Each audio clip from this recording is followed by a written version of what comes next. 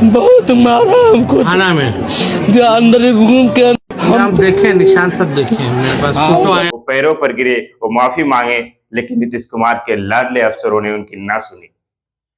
नीतीश कुमार के चहेते पदाधिकारियों ने उन पर डंडे बरसाए। सलाम आदाब, मैं रमीज रेजा, आप देख रहे हैं दी गगन टॉक। जिस पुलिस को रक्षक कहा जाता है, अगर वही भक्षक बन जाए तो क्या कहे।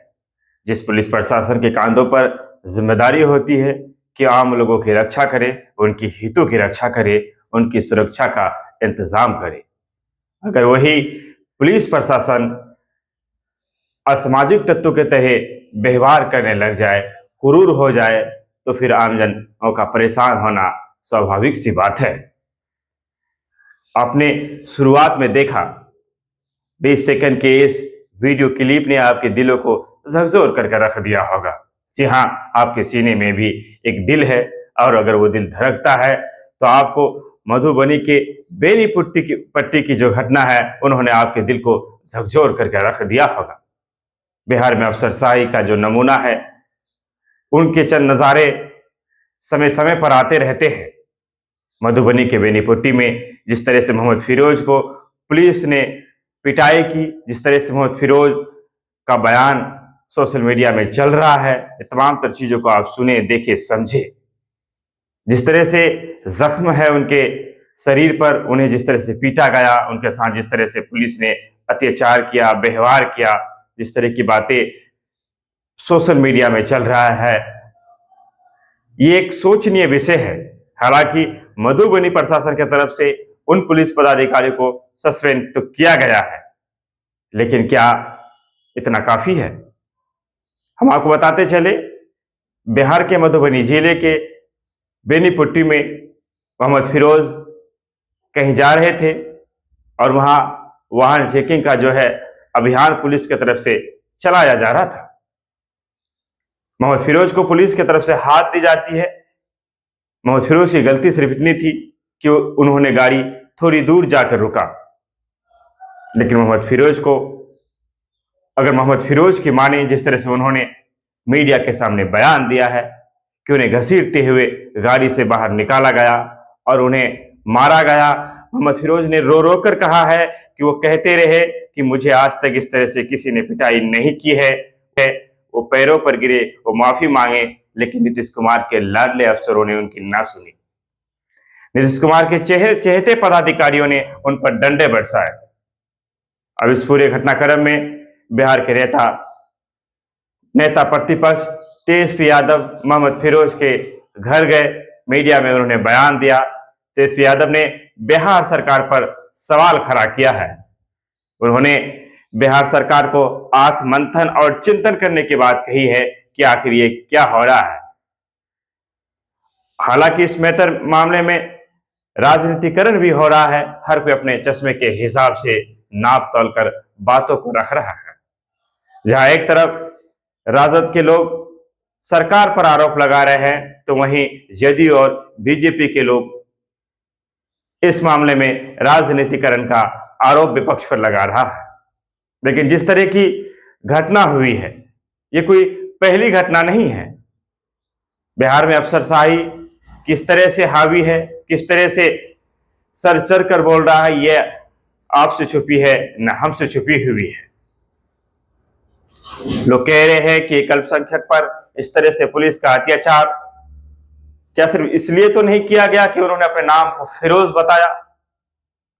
जदयू के नेताओं को अपनी खामोशी तोड़ना चाहिए, उन्हें आकर इस बात पर बात करनी चाहिए कि आखिर वो पुलिस जिनको सैलरी आम जनता के टैक्स के पैसे से मिलता है, और उनकी तैनाती ही सिर्फ इसलिए की जाती है कि वो आम लोगों की रक्षा कर सके, वो आम जनों को सुरक्षा प्रदान कर सके, उनकी इतनी हिम्मत कैसे हो जाती है कि एक मामूली सी गलती पर वो हैवान के तरह हो जाते हैं और हैवानियत का जो है वो सबूत पेश करते हैं। जिस तरह से मोहम्मद फिरोज पर लाठियां बरसाई गई, जिस तरह से उन्हें पीटा गया, जिस तरह से उन्हें मारा गया, क्या ये मानवता को शर्मसार नहीं करता?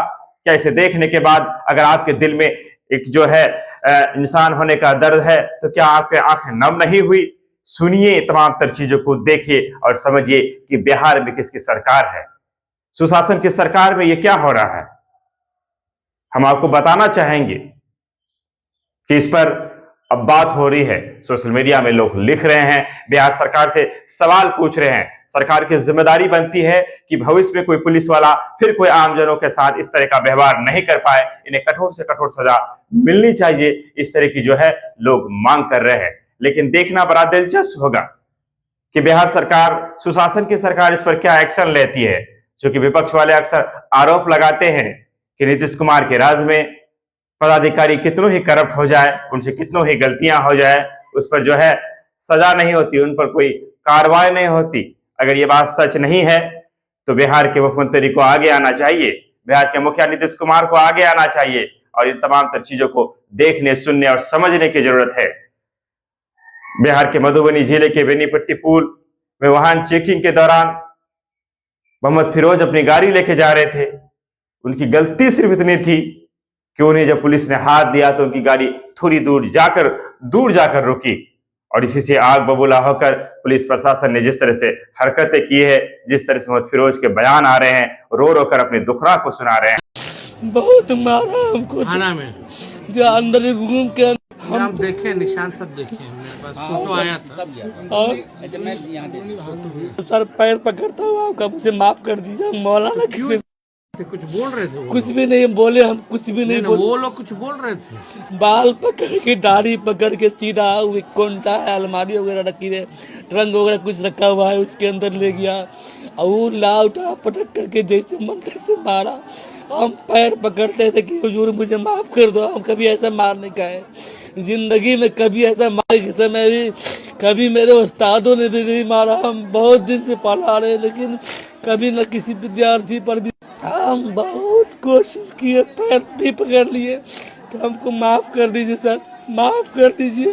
तो हमको एक ही शब्द में बोले डीएसपी साहब कि इसके गाड़ में डंडा करो, गाड़ खोल के बड़ी मार मारो। फिर किसी को बुला करके 2 आदमी से ऐसे पकड़वा करके वो लाठी की मार मारा मुझको, तो मुझे वो दिन अभी तक याद आता है। अभी लोग भी देख करके हमको तो क्या सब बोला, और क्या आप शब्द बोल रहा था क्या? बता रहे सर, हमको रोइए मत, आपका दर्द बार बार कहे कि तुम चोर उचक्का की तरह बाल रखे हो। मैं उस वक्त नहीं रो रहा था, समझो बात, मेरे आँख से आंसू डर से सूख गया था। मस्जिद में रहते हैं, हम एक मौलवी साहब है, हम कुछ करते नहीं, मस्जिद में नमाज पढ़ाते हैं, बच्चों को पढ़ाते हैं। कहा कि तुम अल्लाह से जो मस्जिद में मांगते हो तुमको आज से अल्लाह से दुआ मांगना भुला देंगे, यही लफ्ज़ था उसका। बहुत सारे अभद्र टिप्पणी जितना हुआ क्या, और उसके बाद कहा कि सारा पानी मांगे तो मुंह में डंडा कर दो। वो जो डंडा करने वाली लफ्ज़ मुंह में डंडा कर दो, साले को पानी मत दो। जो लफ्ज़ नहीं बोलना था सर, कसम अल्लाह मैं आपका पैर पकड़ लूँगा मेरे बड़े भाई। हमको बहुत दिन से मैं अपने आप में आत्महत्या करने के फिराक में था। तो पुलिसकर्मी है, कहते इनसे पूछो तो क्या होता है पुलिस का मतलब। तो हम कहते थे कुछ इतनी न बोलो, नहीं तो मारेंगे हम एक थप्पड़। तो फिर हमको जो कि डर था कि फिर मारेगा हमको, बोले ग्रैंडफादर सर पानी मांगने, पानी की जब बात आई तो बोतल में जो हल्का फुल्का पानी था वो गिरा दिया। फिर उन्हें जब हवालात में ले गया गया तो वहां पे उनके साथ जो है तमाम तर चीजें जो है की गई, उनके जख्म, उनके तमाम तर चीजें सोशल मीडिया पे वायरल है। तस्वीरें विजुअल के माध्यम से हम चीजों को अब तक प्रस्तुत करने का जो है काम कर रहे हैं। चलिए चैनल को सब्सक्राइब करते हुए कमेंट भी करें। विदा लेते हैं आपसे, आपने सुना इसके लिए आपको धन्यवाद।